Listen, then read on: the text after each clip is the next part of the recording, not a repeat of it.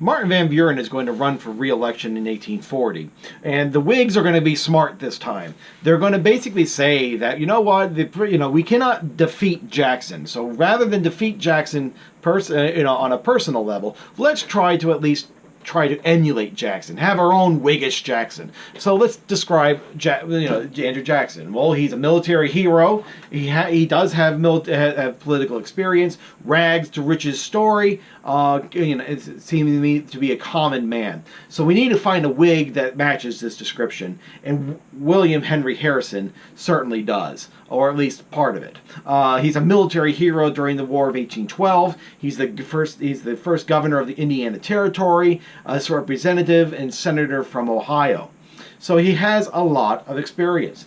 But the problem is that he's also old. He's 68 years old. And nowadays, he's actually the third oldest president ever to be elected president of the United States.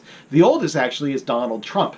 The funny thing about the election of 2016 is that no matter who won, Trump or Hillary Clinton, either one of them would actually have been the oldest president ever to be elected. The second oldest is Ronald Reagan, and then, of course, William Henry Harrison is going to be elected at age 68, and he's actually number 3 now. But nonetheless, whenever you elect somebody of that age, the rigors of the American presidency, you're going to have questions about his health. And so basically, William Henry Harrison is going to show that he is the young buck that everyone remembers, that he can stand up to the rigors of the office.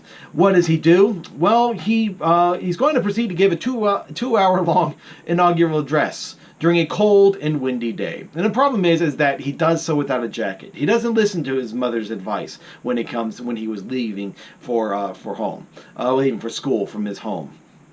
And he catches a cold, which progresses into pneumonia, and he's dead within a month. He's the shortest serving president of the United States in American history. For example, to give you how short that is, this video was shot in April 10th, 2017. That's during the first year of the Donald Trump administration. Trump has actually lasted twice as long as William Henry Harrison has at this point. But nonetheless, he's going to be dead within 30 days, and he begins a rather unique phenomenon when it comes to the American presidency.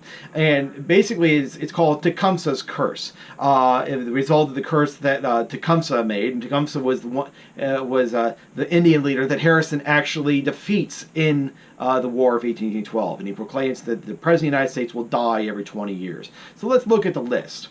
1840, 1860, 1880, 1900, 1920, 1940, 1960. All years ending in 0. The person that is elected to the White House in those years die in office. 1840s, William Henry Harrison dies in pneumonia in 1841.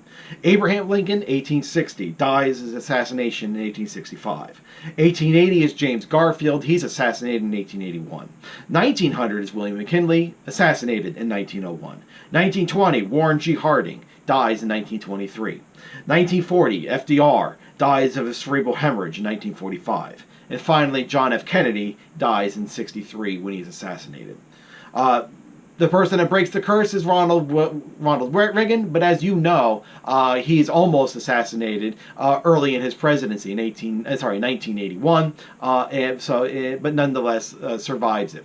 George W. Bush is elected in 2000, and although he does have a shoe thrown at him at the end of his presidency, there was a live grenade incident in Eastern Europe, but it was actually a dud. A rather interesting little phenomenon with presidential history, and it's certainly a good little bit of trivia knowledge to share with your friends.